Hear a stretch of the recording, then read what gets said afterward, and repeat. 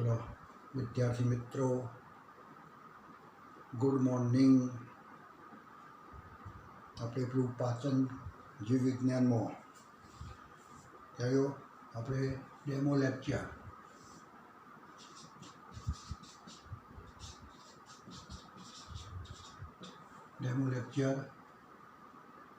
8 પૂરા કર્યા અને હવે 9મું લેક્ચર। તો એની અંદર આપણે પાચન અને અભિશોષણ પ્રકરણનું નામ છે પાચન અને અભિશોષણ।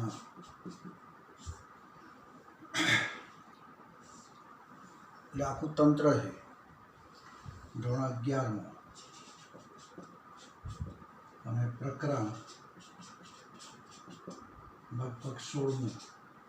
તો 16મા પ્રકરણની અંદર થોડી માહિતી માટે આપણે પાચન અને અભિશોષણ પાચન તંત્રની આખી રચના આપણે જોઈ હતી। થયું એમાં મુખ ગુહામાં આપણે શું જોયું હતું? દાંત, બરાબર। હવે એમાં પાચનની ક્રિયા કોને કીધી હતી? પાચન તો જટિલ ખોરાકનું સાદા ખોરાકમાં રૂપાંતર થવાની ક્રિયા। જેમાં અન્નમાર્ગમાં એટલે અન્નમાર્ગ દ્વારા ગ્રહણ કરેલા અન્નમાર્ગ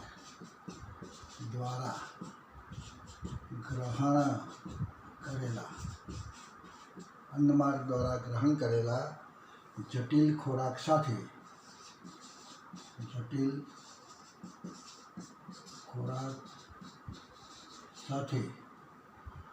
ઉત્સેચકો ભળી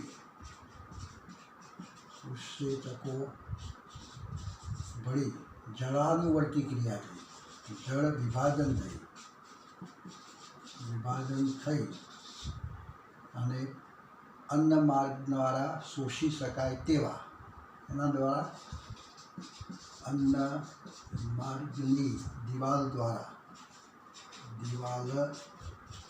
દ્વારા શોષી શકાય તેવા સાદા અને સરળ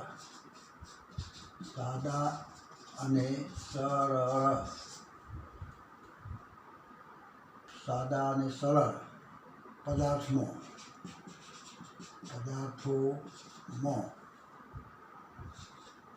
રૂપાંતર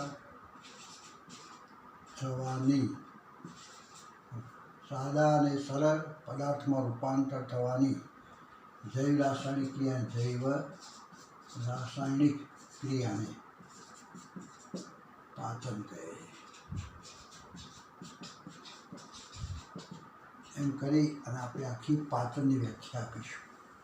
એટલે આની અંદર મુખ્ય બે વાત છે કે જટિલ ખોરાક ગ્રહણ કર્યો છે એમાં અન્નમાર્ગમાંથી ઉત્સેચકો એની સાથે ભળે છે, એ ઉત્સેચકો દ્વારા જળ વિભાજન થાય છે, ક્યાં તો આપણે કહીશું જળ વિભાજન થાય છે અથવા કહીશું જળાનુવર્તી ક્રિયા થાય છે। એટલે જળ વિભાજન થવું એટલે શું કે એમાં પાણીનું ઉત્સેચકો ભળે એટલે પાણી દ્વારા વિઘટનની ક્રિયા થઈ અને અન્નમાર્ગની અંદર દિવાલમાં શોષી શકાય તેવા સાદા અને સરળ પદાર્થોમાં રૂપાંતર થવાની ક્રિયા, એવી રાસાયણિક ક્રિયા, જૈવ રાસાયણિક ક્રિયા, એને આપણે કહીએ પાચન। આ આખી પાચનની ક્રિયા જે બતાવી એ રાસાયણિક પાચન છે। કેવું પાચન છે? રાસાયણિક પાચન। અને આપણે કહ્યું કે પાચનની ક્રિયા એક ભૌતિક પાચન પણ થાય છે। ભૌતિક પાચન કોને કીધું હતું? પાચન તો ખોરાકના સ્વરૂપમાં, અન્નમાર્ગની અંદર ખોરાકના સ્વરૂપમાં ફેરફાર થવાની ક્રિયા। જે ઘટ્ટ ખોરાક હતો, ઘન ખોરાક એને અર્ધઘટ અને એમાંથી લગભગ પછી સાદો સરળ બની અને પ્રવાહી સ્વરૂપમાં બની જાય, પ્રવાહી બને એટલે શું થઈ ગયો? ઘટ્ટ ખોરાક છે, અર્ધઘટ્ટ બન્યો અને પ્રવાહી બન્યો। આ સ્વરૂપ બદલાવાનું થયો। આપણે જે ખોરાક ખાઈએ છીએ મોટો ટુકડો, તો દાંતો દ્વારા શું થાય છે? એ ટુકડા થાય, નાના જરદોરા મોટો ખોરાક છે અને દાંત દ્વારા ચવાય થાય નાના ટુકડા। હજુ વધુ ચવાય ત્યારે એથી નાના ટુકડા, અને એમાં વળી પાછું લાળ ભળે, પાણી ભળે એટલે જરા કેવું બને, આ જે બને એ લુગડી જેવું બને, અર્ધઘટ. અને નાના ટુકડા થાય ને એમાં પાણી ભળે તો એકદમ લગભગ પ્રવાહી ટાઈપનો રસ બની જાય. હે, તો આવા સ્વરૂપમાં ફેરફાર થયો. ઘન પદાર્થ, અર્ધઘન પદાર્થ અને પ્રવાહી સ્વરૂપમાં. આમાં પાચન ક્રિયા નથી થતી, પણ ફક્ત ખોરાકના સ્વરૂપમાં ફેરફાર થાય છે. એટલા માટે આપણે કહ્યું પાચન ક્રિયા. તો એ પાચન ક્રિયા ભૌતિક પાચન, રાસાયણિક પાચન આપણે કહી દઉં. પછી એક બાબત છે કોષ બાહ્ય પાચન. કેવું પાચન? કોષની બહાર, કોષ બાહ્ય પાચન. કોષની બહારની બાજુએ પાચન. આ કોષ અને કોષની અંદર આ કોષરસ, બરાબર, અને કોષ રસની અંદરથી ઉત્સેચકો ઉત્પન્ન થાય. ખોરાકનો કણ બહાર પડ્યો હોય અને આમાંથી કોષોમાંથી ઉત્સેચકો ઉત્પન્ન થઈ અને આના પર પડે ઉત્સેચકો, અને એ જટિલ ખોરાક જે છે એ જટિલ ખોરાકને રાસાયણિક પ્રક્રિયાથી અને સાદા ખોરાકમાં રૂપાંતર થાય. તો આ પાચન છે, પણ કયો થયું? કોષની બહાર. એટલે આને આપણે કહીશું કોષ બાહ્ય પાચન. કોષની બહારની બાજુએ અન્નમાર્ગના પોલાણમાં આ પાચનની ક્રિયા થાય. દાખલા તરીકે આ જઠર, જઠર કહીશું. હવે ખોરાક અંદરીમાં થઈને ખોરાક અહીંયા આવે, જે કંઈ ખોરાક ખાધો બધો અહીંયા આવી ગયો, અને જે ખોરાક આવે સીધો અહીંયા ની જઠરમાં અહીંયા બધા ભરાય, બરાબર. નાના નાના ટુકડા થઈને દાંત દ્વારા ચવાઈને ખોરાક અહીંયા જઠરમાં આવે છે. હવે અહીંયા આવ્યા પછી તમે જો તો આ દિવાલ છે, એ દિવાલમાંથી ઉત્સેચકો ઉતરે. ત્યાં કોષો અહીંયા જે છે ને કોષો છે. જઠરની દિવાલમાં અમુક ચોક્કસ કોષો હોય છે જે રસોનો સ્ત્રાવ કરે છે બહાર. તો એ કોષમાંથી રસ બહાર નીકળી અને ખોરાક ઉપર અને આનું પાચન કરી દે, અને સાદા અને સરળ ખોરાકમાં રૂપાંતર ક્યાં થયું પાચન? તો આપણે કોષની બહાર, ઉત્સેચકો કોષની બહાર આવ્યા, ખોરાકનું પાચન કર્યું અને પછી સાદા પદાર્થમાં રૂપાંતર કર્યું. કયું? એટલે આવા પાચનને આપણે કઈ કહીશું? કોષ બાહ્ય પાચન.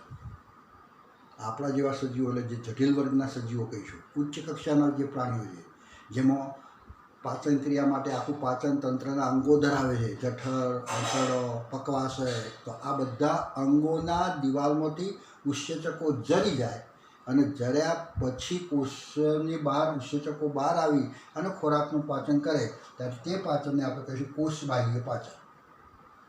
કયું? તો જટિલ વર્ગના પ્રાણીઓની અંદર આવું, એટલે ઉચ્ચ કક્ષાના પ્રાણીઓમાં આવું પાચન થાય છે. જ્યારે બીજું એક પાચન આપણે કહીશું, જેને આપણે કહીશું કોષાંતરીય પાચન. કોષાંતરીય, હા, કોષાંતરીય પાચન. આ શું છે? તો શબ્દ જુઓ, કોષાંતરીય એટલે કોષની અંદર પાચન. કયો? એને કહીશું કોષાંતરીય પાચન, એટલે કોષની અંદરની બાજુએ પાચન થતું જોવા મળે. કોષ્ટાંતરી સમુદાયના પ્રાણીઓના બધા તમે જુઓ તો કોષની અંદર પાચન કરે છે. કયો? એટલે આ જે પ્રાણીઓ કહે નિમ્ન કક્ષાના પ્રાણીઓ જે કહીશું, અમીબા જેવા પ્રાણીઓ, અમીબા છે આમાં, આ અમીબા, આ કોષ છે, એક જ કોષ છે. કયો? તો આનો ખોરાક શું કરે અમીબા? પહેલાં તો આ જે ખોરાક પડે છે ખોરાક પોતાના શરીરમાં લઈ લે.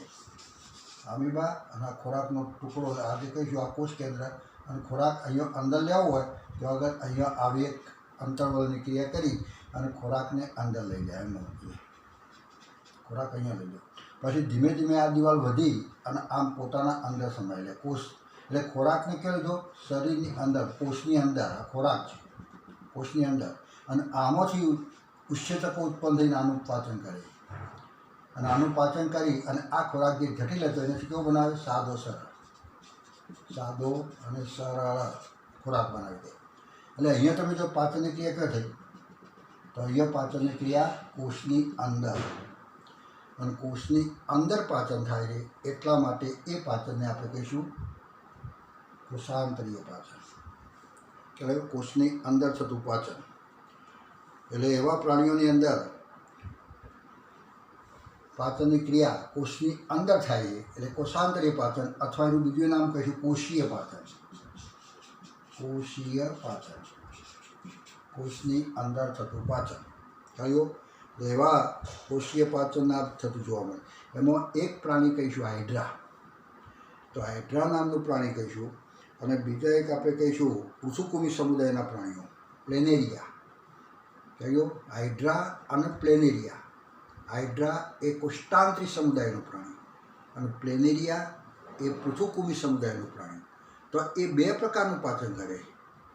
એને લાગે કે ખોરાકનું પાચન તો શું કરે છે, તો કોષની અંદરથી રસો ખોરાક ઉપર પડીને પાચન કરે છે. અને કેટલીક વાર એવું લાગે કોષની અંદર ખોરાક લઈ લે, કોષની અંદર ખોરાક લઈ લે અને પાચનની ક્રિયા કરે.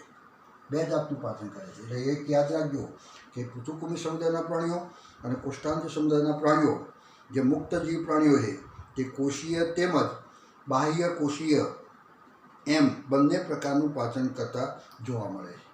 થયું? એટલે અહીંયા આપણે પાચનની ક્રિયા બે પ્રકારની, રાસાયણિક પાચન અને ભૌતિક પાચન વાત થઈ ગઈ. થયું? આ એક પ્રકારનું, આ બીજા પ્રકારનું. પછી કયો પાચન થાય, કોષની અંદર કે કોષની બહાર, એના આધારિત પાચનની ક્રિયા બે બતાવી. કોષની અંદર તો કોષાંતરીય, કોષની બહાર તો બાહ્ય કોષીય. ચલો હવે પાચન માર્ગ જે જોવા મળે છે, પાચન માર્ગ પણ બે પ્રકારનો જોવા મળે છે. પાચન માર્ગ કેટલાક પ્રાણીઓની અંદર પાચન માર્ગ તમે જુઓ તો મુખદ્વાર, આખો પાચન માર્ગ હોય ને, તો એનો આગળનો મુખદ્વાર અને પાછળ મળદ્વાર. જો નથી પચ્યો ખોરાક કે ખોરાક નીકળે છે બહાર મળ સ્વરૂપે, તો એ બે દ્વાર જો ખુલ્લા હોય તો, બે છિદ્રો ધરાવતા હોય તો એક સાઈડમાંથી ખોરાક જવાનો અને બીજી સાઈડમાંથી ખોરાક બહાર નીકળે છે. પેલા ખોરાક એટલે નહીં પચેલો ખોરાક બહાર નીકળે છે. તો એ પાચન માર્ગ જે બને છે કેવું કહીશું, તો સંપૂર્ણ પાચન માર્ગ. ચાલો આપણે કહીશું સંપૂર્ણ.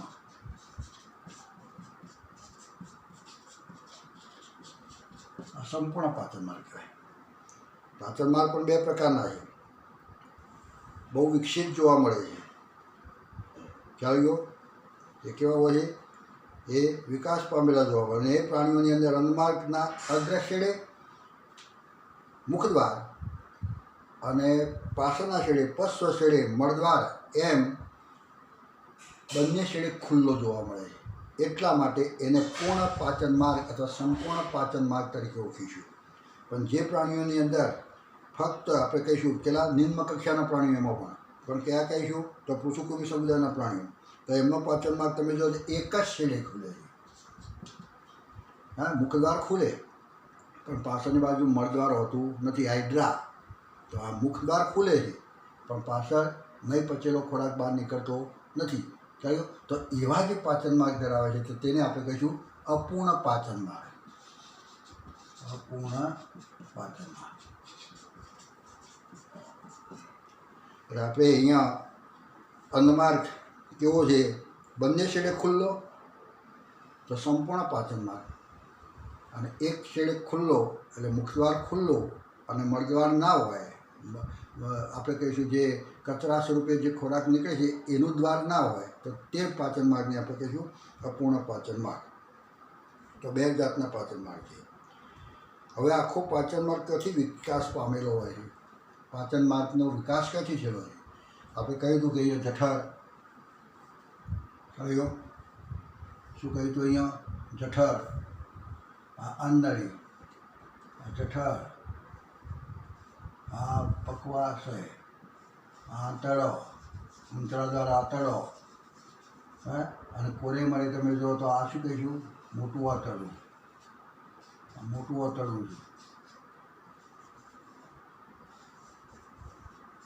અંતે આ ખોરાક નહીં પચેલો ખોરાક અહીંયાથી બહાર નીકળી જાય. ચાલી ગયો? એટલે આવો આખો પાચન માર્ગ અહીંયા તમે જો તો યકૃત બતાવ્યું હતું આપણે, અહીંયા યકૃતની રચના બતાવી હતી. અહીંયા જો તો સ્વાદુપિંડ, બાહ્ય ગ્રંથિઓ બતાવી, સ્વાદુપિંડની ગ્રંથિ. એટલે આટલો એક પાચન માર્ગ. જો બંને છેડે ખુલ્લો હોય તો અહીંયા ખુલ્લું છે અને અહીંયા ખુલ્લું છે, તો સંપૂર્ણ પાચન માર્ગ.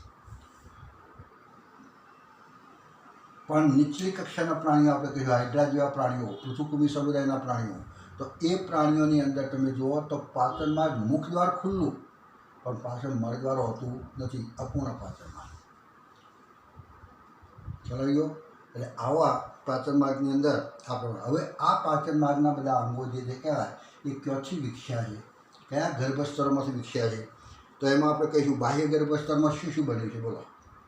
તો બાહ્ય ગર્ભસ્તરમાંથી મુખ ગુહાનું જે સખત તાળવું છે ને, મુખ ગુહાનું સખત તાળવું એ બાહ્ય ગર્ભસ્તરમાંથી. જો ગર્ભનો વિકાસ થાય ને એટલે શું થાય, શુક્રકોષ ને અંડકોષ બે મળે ને, આ શુક્રકોષ અને અંડકોષ મળે જોડાય ત્યારે જે રચના બને કહીશું ફલિતાંડ. એટલે આપણે કહીશું આ એન રંગસૂત્રો, આ એન રંગસૂત્રો બંનેના જોડાવાથી બનતી રચના 2n રંગસૂત્રો, જેને કહેવાય ફલનને અંતે બનેલી રચના, એને કહીશું ફલિતાંડ.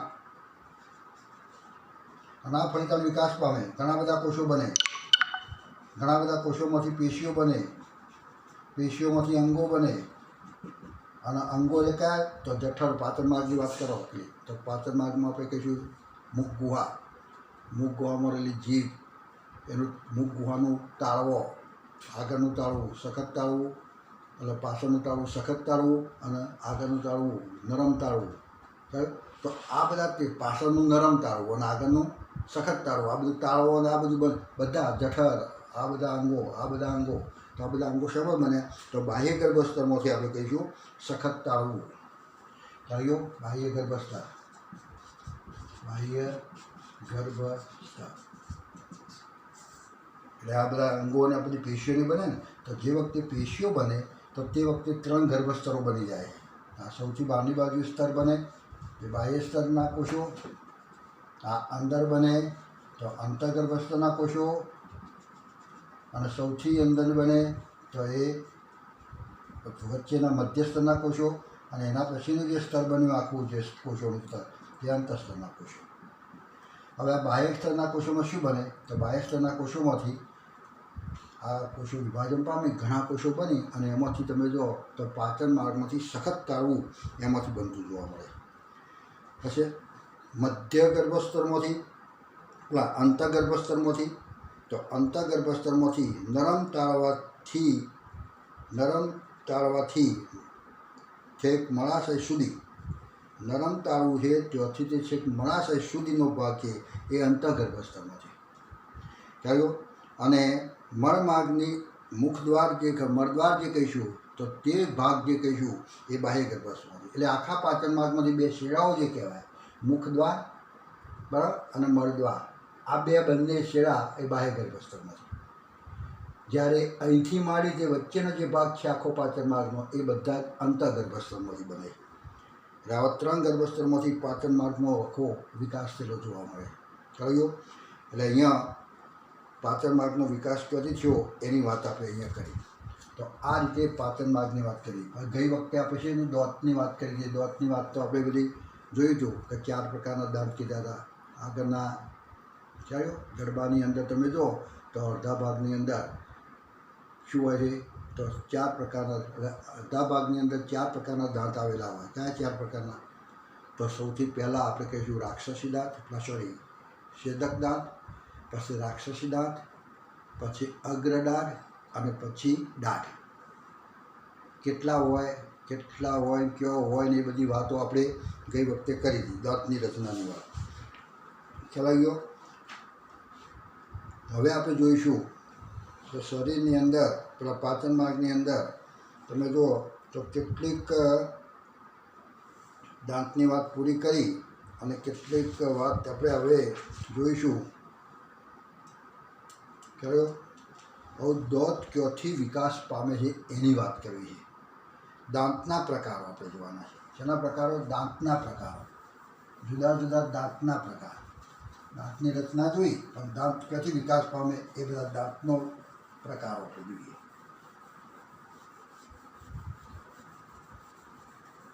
દાંત એટલે આપણે કહીશું જડબાની અંદર એક સખત હાડકાની બનેલી રચના, અને એના ઉપર સૌથી વધારે સખત ભાગ જે કહીશું તો ઇનેમલનું પડ છે, જે બહુ સખત જોવા મળે છે. તો એવો જે કડક દાંત છે તો તે દાંતની રચના અને એના કયા પ્રકારો હોય તો દાંતના પ્રકારો અલગ અલગ જોવા મળે. તો એકવાર દંતી દાંત, દાંતના પ્રકાર.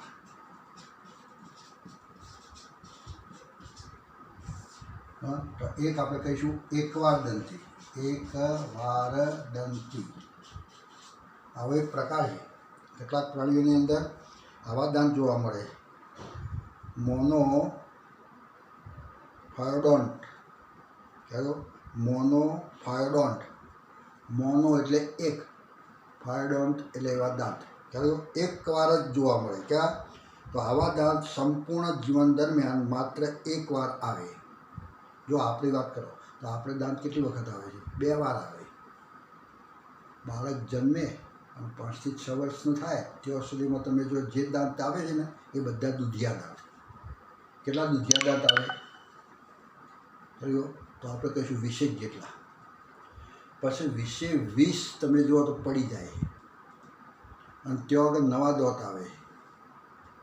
20 તો ગયા અને વળી પાછા બીજા 20 આવે છે, પડી ગયા અને એ જગ્યા પર બીજા દાંત આવી જાય 20 અને બીજા 12 ઉમેરાય છે. એમ કંઈ બીજી વખત જે દાંત આવે છે એ આપણે કહીશું કાયમી દાંત. એટલે આપણા શરીરની અંદર, આપણા માનવની અંદર 2 વખત દાંત સર્જાય છે. એટલા માટે આપણે કેવા કહીએ તો આપણે કહીશું પ્રતિસ્થાપી દંત વિકાસવાળા, દ્વિવાર જેને કહીશું. અને શું કહીશું? દ્વિવાર. દ્વિવાર, 2 વાર દંતી. અથવા એને બીજું નામ કહીશું પ્રતિસ્થાપી દાંત. પ્રતિસ્થાપી દાંત. એક વખત આવ્યા, નીકળી ગયા અને એ જગ્યા ઉપર બીજા દાંત આવવા એને કહીશું પ્રતિસ્થાપી દાંત. અથવા કહીશું 2 વખત આવે છે, એક કાયમી અને એક શરૂઆતમાં આવે તે દૂધિયા અને પછી કાયમી. એટલે આ 2 પ્રકાર યાદ આવે. એકવાર એટલે એક જ, આખા જીવન દરમિયાન એક જ વાર દાંત સર્જાતા હોય. એવા કયા પ્રાણીઓ છે? તો પ્લેટીપસ, માર્સુપિયલ્સ, પછી તમે જુઓ તો બીજું નામ છે અહીંયા મોલ, મોલ કરીને, પછી દંતીય વ્હેલ, ખ્યાલ? અને મનુષ્યની અંદર અગ્રદાઢ. અગ્રદાઢમાં જે કંઈ અંતિમ દાંત, અગ્રદાઢમાં અંતિમ દાંત જેને કહીશું, ખ્યાલ? આ બધા એક આપણે કહીશું એકવાર દાંતવાળા છે બધા. કયા કયા પ્રાણીઓ કીધા? તો પ્લેટીપસ, ખ્યાલ? જે જોડતી કડી, પછી માર્સુપિયલ્સ, પછી મોલ, પછી દંતીય આપણે કહ્યું વ્હેલ, દાંત ધરાવતી વ્હેલ. આ વ્હેલ હોય, આ બધા પ્રાણીઓની અંદર એક જ વાર આવે. અને માણસની અંદર, માનવની અંદર તમે જો તો આવા દાંત છે, દ્વિવાર સર્જાય. પણ માનવની અંદર જે અગ્રદાઢ છે ને, અગ્રદાઢ કેટલી હોય? તો 3. તો 3 જે દાંત છે માનવની અંદર, અગ્રદાઢ નહીં કહીએ આપણે, એનું નામ છે કયો? મનુષ્યમાં અગ્રદાઢ, બરાબર? કયો? દાઢ લખીશું, અગ્રદાઢ નહીં પણ દાઢ. તો દાઢની અંદર અંતિમ દાઢ જે કહીશું, છેલ્લી દાઢ, કયો? તો તે એ આપણે અહીંયા કહીશું આપણે કહીશું એકવાર સર્જાતા દાંત. કયો? એ માનવની અંદર દાઢ જે કહેવાય અને એની અંતિમ દાઢ. મુખ ગુહામાં આપણે બતાવતા ને, આ મુખ ગુહા નીચેનું જરૂર બતાવીએ તો અહીંયા તમે જુઓ તો આટલા અડધા ભાગમાં અહીંયા 2 દાંત, રાક્ષસી આપણે કહીશું છેદક દાંત, પછી આ રાક્ષસી દાંત, પછી અહીંયા કહીશું 2 કયા કહીશું? તો અગ્રદાઢ અને પછી આ જે કહીશું 3 દાઢ. આ 3 દાઢ, કયું? તો જે 3 દાઢો જે દોરી, એ 3 દાઢો જે દોરી એમાં આ 2 તો દૂધિયા દાંત તરીકે પહેલી વખત સર્જાય, પછી બીજી વખત સર્જાય. આ દાંત છે અંતિમ દાંત જે કહીશું, અંદર છેલ્લો દાંત. તો છેલ્લો દાંત એ તમે જુઓ તો એક જ વાર સર્જાય. એટલે આવા એકવાર દંતી પ્રાણીઓ. દ્વિવારની અંદર, તો દ્વિવારની અંદર તમે જુઓ તો જે મનુષ્યની અંદર આપણે જોઈએ છીએ, થયું? તો એવા દાંત. પછી બહુવાર દંતી કોને કહીશું? બહુવાર દંતી. બહુવાર દંતી એટલે ઘણી વખત સર્જાતા હોય, જેને આપણે કહીશું પોલીફાઇડોન્ટ. પોલી એટલે વધારે, ફાયડોન્ટ, ફાયડોન્ટ,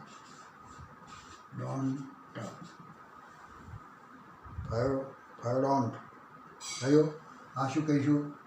દ્વિવાર દંતી એટલે તો ડાય, બે વાર સર્જાય છે ને, તો બે વાર સર્જાય ડાયો, એને કહીશું DI, ડાયોડન્ટ, ડાયોડન્ટ બે વાર સર્જાય.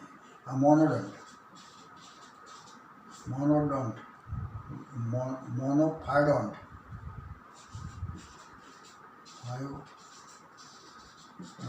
કયો?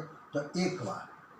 ડાય એટલે બે વાર, અને પોલી એટલે ઘણી વાર, એટલે બહુ વાર દંતી, ઘણી વાર સર્જાતા હોય એવા દાંત. તો એમાં તમે જો તો જીવનમાં 2 કે તેથી વધુ વખત સર્જાતા હોય કયો દાંત આવતા હોય તો તેવા, તો એમાં આપણે કહીશું માછલીઓ, માછલી, આની અંદર માછલીઓ બધી જે દાંત ધરાવતી જે હોય ને માછલી તે બધી માછલીઓ. પછી ઉભયજીવી, દેડકા જેવા પ્રાણીઓ કયો. પછી સરીસૃપ, કાચંડા, ઘોને જે જોવા મળે સરીસૃપ, આ બધા પ્રાણીઓ છે તે બધા આપણે કહ્યું એના જીવન દરમિયાન ઘણી વખત સર્જાય. આ બધા જીવન દરમિયાન એક જ વાર બસ. આ જીવન દરમિયાન 2 વખત, એક પહેલાં આવે ત્યારે બીજા દાંત તરીકે, પછી પડી જાય બીજા આવે તે કહીશું કાયમી દાંત થયો. પછી બહુવાર એટલે જીવન દરમિયાન ઘણી વખત, 2 કે 2 કરતો વધુ વખત સર્જાતા હોય તો એને આપણે કહીશું એ પ્રમાણે દાંત. તો આ રીતે જીવન દરમિયાન તેમના સ્વરૂપના આધારે, જીવન દરમિયાન કેટલી વખત સર્જાય છે એના આધારે આપણે 3 પ્રકાર પાડે. દાંતના પ્રકારમાં પહેલો પ્રકાર કયો કીધો?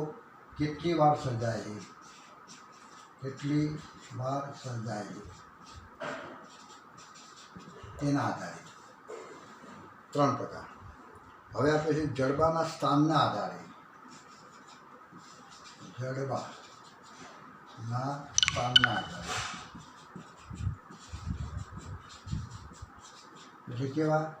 જડબાની અંદર કયો આવે છે, કયો જડબાની અંદર કેવી રીતના આવે છે? તો એમાં આપણે કહીશું 3 પ્રકાર છે. કેવા? કૂપદંતી, પાર્શ્વદંતી અને અગ્રદંતી. કહ્યું એમાં આપણે પહેલાં કહીશું કૂપદંતી, બીજો આપણે કહીશું પાર્શ્વદંતી, અને ત્રીજો પ્રકાર આપણે કહીશું અગ્રદંતી.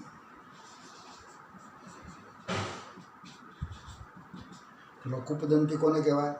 તો જડબાની અંદર જે હાડકું હોય ને, અહીંયા હાડકું આખું, એ હાડકાની અંદર ખાડા, અને ખાડાની અંદર આમ દોત હોય, આમ આખું હોય ને આખું હાડકું આમ, તો હાડકાની અંદર ખાડો, અને ખાડાની અંદર કૂપ, ખાડો એટલે કૂપ કહીશું, તો કૂપની અંદર દાંત આખો ચોપાયેલો હોય થયો.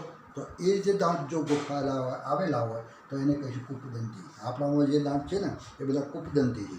જડબાના અસ્થિમય ખાડામાં જડબું હોય, એનો ખાડો હોય, અને ખાડાની અંદર દાંત આવેલા હોય એટલે કહીશું ગર્દદંતી, ખાડામાં આવેલા દાંત, ગર્દદંતી અથવા કૂપદંતી દાંત. મનુષ્યની અંદર અને મગરની અંદર, મનુષ્ય અને મગર, આ બંને જે પ્રાણી છે બંનેની અંદર કૂપદંતી. એટલું યાદ રાખ, કૂપદંતી એટલે શું? કે જડબામાં હાડકાની અંદર ખાડો, જડબાનું હાડકું, અને એમાં ખાડા થયો. 32 દાંત હોય તો 32 ખાડા, અને 32 ખાડાની અંદર દાંત ગોઠવાયેલા હોય તો એ દાંતને આપણે કહીશું કૂપદંતી. ચલો પાર્શ્વદંતી. તો પાર્શ્વદંતી આપણે કહીશું જડબાની અસ્થિની પાર્શ્વ બાજુએ આવેલા દાંતને પાર્શ્વદંતી દાંત કહીશું. સરીસૃપની અંદર જડબું અને 2 બાજુ દાંત આવેલા હોય, જડબું હોય, અને અહીંયા દાંત હોય, અને અહીંયા દાંત હોય, અહીંયા દાંત હોય, અહીંયા દાંત, 2 બાજુ જોવા મળે. આ રીતે દાંત ગોઠવાયેલા હોય, એક જ ધારમાં નહીં પણ 2 બાજુ ગોઠવાયેલા હોય. જડબું અને જડબાની 2 બાજુ, આ બાજુ આ બાજુ, આ બાજુ આ બાજુ, 2 દાંત ગોઠવાયેલા. તો તેવા દાંતને આપણે કહીશું પાર્શ્વ બાજુએ આવેલા છે એટલે પાર્શ્વદંતી કહીશું. ચાલ્યો. તો એવા સરીસૃપની અંદર સરીસૃપની અંદર 500 બાજુ દાંત ગોઠવાયેલા છે, એટલા માટે પાર્શ્વદંતી. ત્રીજા આપણે કહીશું અગ્રદંતી. તો જડબાના અસ્થિના અગ્રભાગે ખ્યાલ આવેલા દાંતને અગ્રદંતી દાંત કહે છે. ખ્યાલ જડબું હોય અને આગળનો જે ભાગ છે, આગળનો એટલે જે જડબું દેખાય ને આમ, તો એના આગળની બાજુ આમ દાંત નીકળેલા બહાર સીધા આમ આ કરે તો આખો દાંત એને દેખાતો હોય. તો એ દાંતને આપણે કહીશું અગ્રદંતી. અને એ બધે માછલીઓની અંદર એવા દાંત જોવા મળે છે. ખ્યાલ ઉભયજીવી અને માછલીઓ, માછલી અને ઉભયજીવી, તો એની અંદર એવા દાંત જોવા મળે. તો એ બી.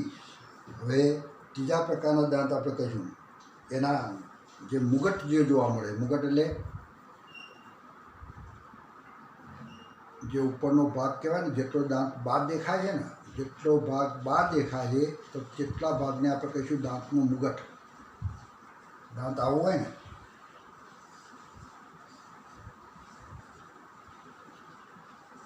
આ દાઢ દોરી આપી, મેથી દોરી દાઢ, અને એનું મૂળ દોર્યું, આ પેઢું, આ બધું લાલ રંગનું જે મોઢામાં આ કરીએ ત્યારે આ પેઢું છે.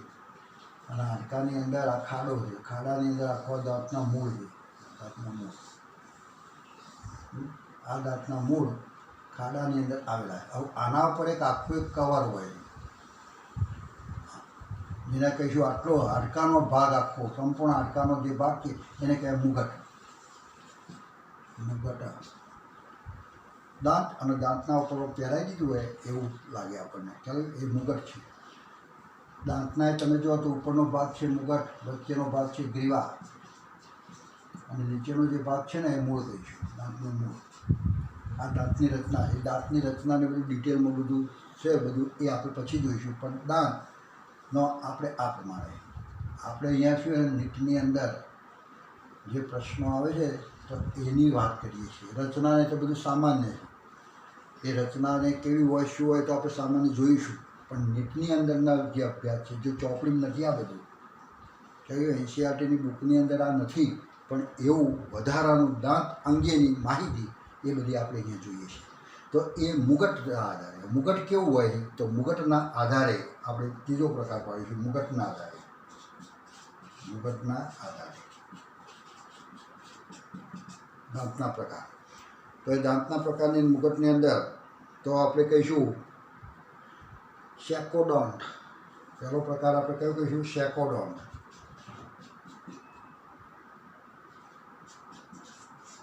આ એક સેકોડોન્ટ કરીને પ્રકાર છે, સેકોડોન્ટ. પછી જોઈએ, પછી સમદંતી, બીજો પ્રકાર છે સમદંતી.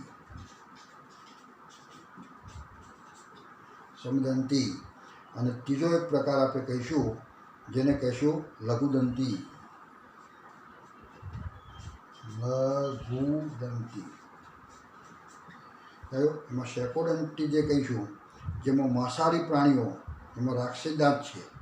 આ પ્રકારની રચનામાં રાક્ષસી દાંત લોબા અને અણીદાર બને છે, જે પશ્વ દિશા તરફ વળેલા હોય છે. જો કઈ દિશા આમ દાંત હોય તો દાંત આ રીતે હોય, આમ સીધો ના હોય, પણ એ દાંત આમ પાછળની બાજુ આમ વળેલો હોય છે.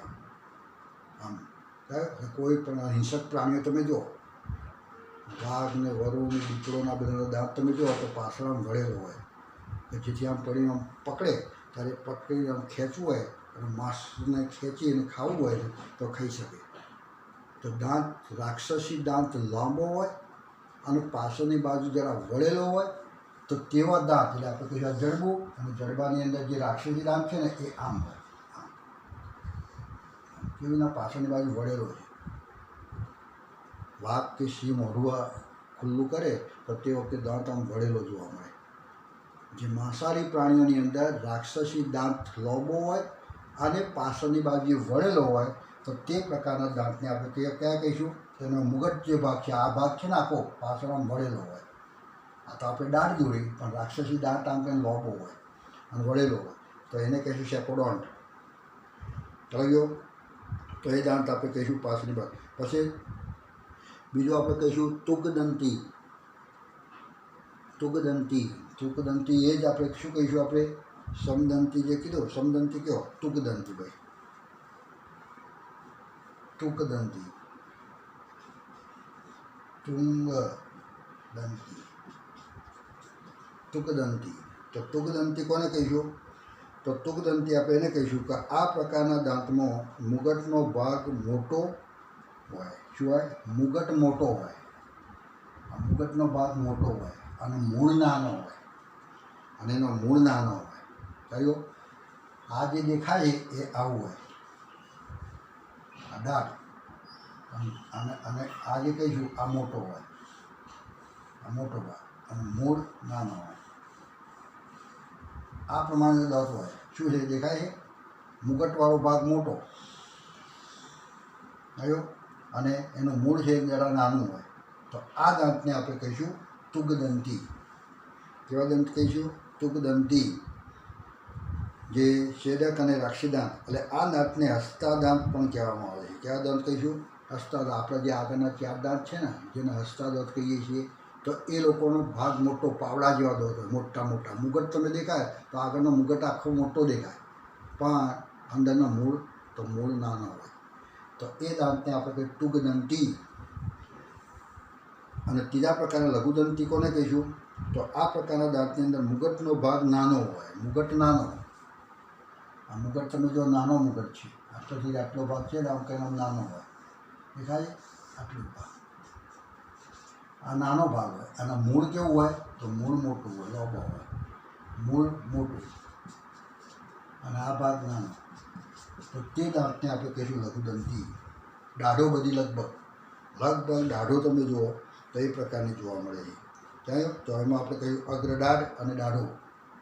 જે દાઢો અને અગ્રદાઢ જે આવેલા છે ને, હા, તો આપણે કહીશું પહેલાં 2 અને પહેલાં 3. અગ્રદાઢ 2 અને પહેલાં 3 દાઢ. તો એ બધાનો આ ભાગ નાનો છે, આ ભાગ મોટો છે, એટલે લઘુદંત કહેવાય.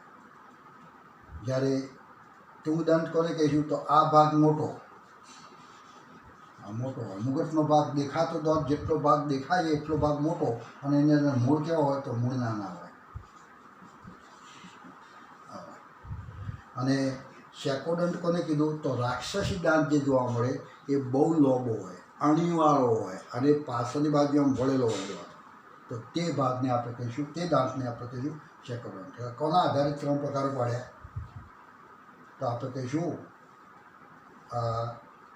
મુગટના આધારે. ઘણી વખત વાઘ અને દીપડાની અંદર માંસાહારી પ્રાણી છે, તો એની અંદર કયા પ્રકારના દાંત જોવા મળે છે? મુગટના આધારે કયા પ્રકારના દાંત જોવા મળે? તો આ બધા નીટમાં પ્રશ્નો તો આપણે લખવું પડે કે શેકોદંત છે. કયો? પછી આપણે કહીશું માનવની અંદર 2 પ્રકારના દાંત કહીશું. આવો મોટું નાનો ધરાવે, આ મૂળ મોટું ધરાવે તેવા દાંતને ટૂંકદંતી.